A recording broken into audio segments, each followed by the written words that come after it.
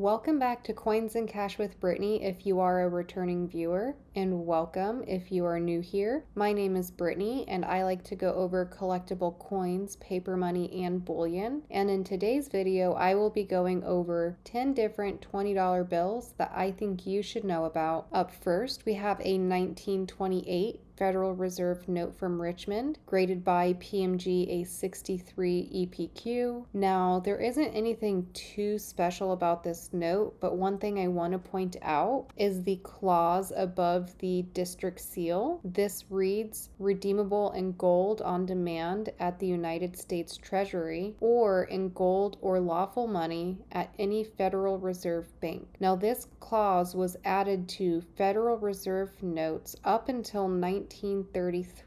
After 1933, the clause did change and has changed a few times throughout the years. And this note sold for $159 on August 15th of this year. Our second note of the day is a Federal Reserve note from Boston, graded by PCGS Currency, a 69 PPQ. This note is 1 point off from being a perfectly printed and cut note. So this is in incredible condition. In addition, this note is a replacement note, which is indicated by the star at the suffix or the end of the serial number. This series also had a limited print run of 384,000, which is the lowest of any district for this series. So this near perfect replacement note sold for $204 on June 27th of this year. Moving right along, we have a 1999 Federal Reserve note from Atlanta, graded by PMG a 65 EPQ. And taking a look at this serial number, we have two things going on. We have a near solid number ones, which our serial number is only 1 digit off, and it is a binary serial number. And in order for a note to be considered a binary, it must only contain zeros and ones.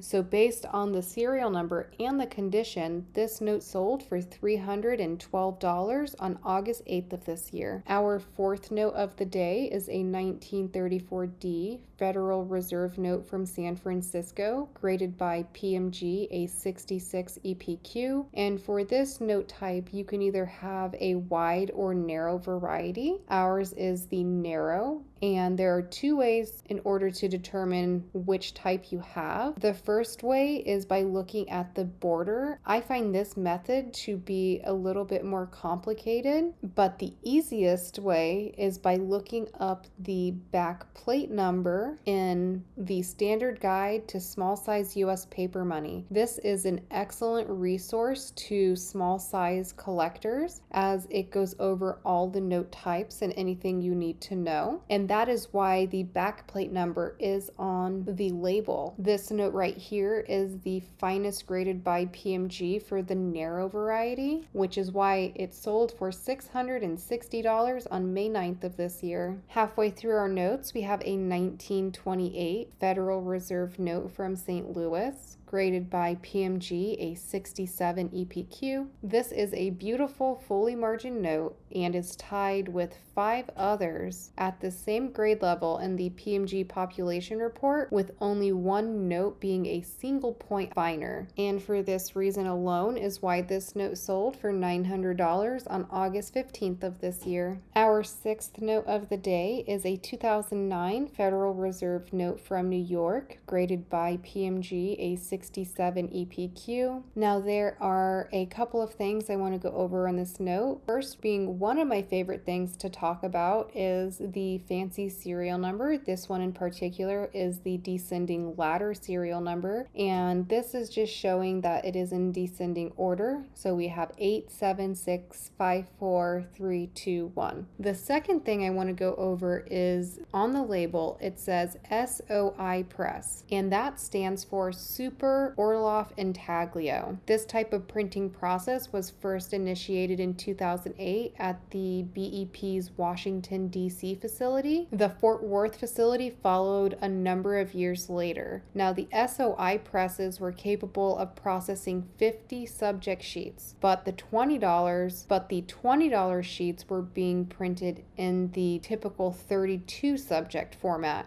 and the SOI press can be distinguished by the oversized faceplate numbers, which appear similar to the backplate numbers used on Fort Worth plates. So we've got a trifecta going on here. We have the SOI press type, the fancy descending ladder serial number, and the high grade of 67 EPQ is why this note sold for $1,740 on May 5th of this year. Our seventh note of the day is a 1990 Federal Reserve note from Atlanta, graded by PMG a 65 EPQ. And our note here is an error, specifically a cutting error. Now, before I go into how this type of error occurs, I want to give you guys some information in case you buy anything like this. If the serial number starts with 9s, do not buy it. I repeat, do not buy it. And the reason why is because someone took an uncut sheet and hand cut it themselves to give it the appearance of an error. That is someone who's trying to scam someone who is not knowledgeable and taking advantage of someone, which is so incredibly unethical and just downright wrong. It is not worth it. The grading companies will reject it. You will be wasting your money. Back to how this type of error happens. Now, this error happens when the sheet fails to align properly during the last stage of creating the banknote, which is the cutting process, and both sides of the note will be affected. And as I've mentioned previously, the more severe an error is, the higher the premium is going to be. And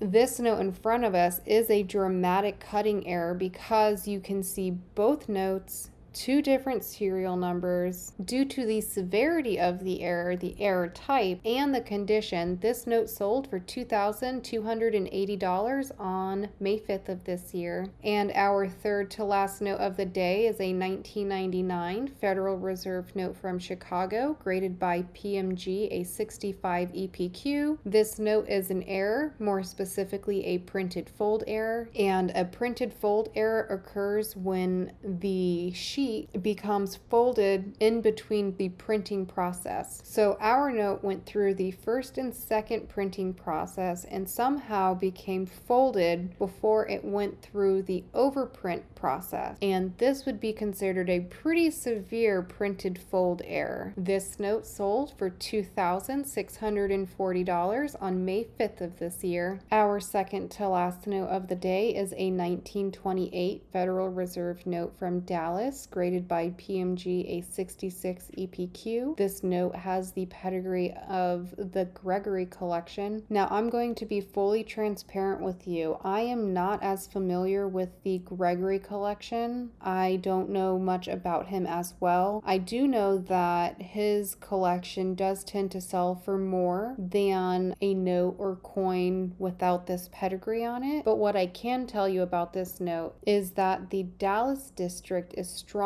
collected, and this note we have in front of us is the finest graded by PMG. Due to it being the highly sought after Dallas district and being the finest graded by PMG, this note sold for $10,800 on January 13th of this year. Dun dun dun dun! Our final note of the day is a 1974 Federal Reserve note from Dallas, graded by PCGS Banknote 64 PPQ. This note is an error note, more specifically a double denomination error or a dual denomination. This is the king of all errors. Now, the double denomination or the dual denomination error has happened throughout history on small size and large size notes. And this type of error occurs when the sheet goes through the first printing process and is set aside to dry,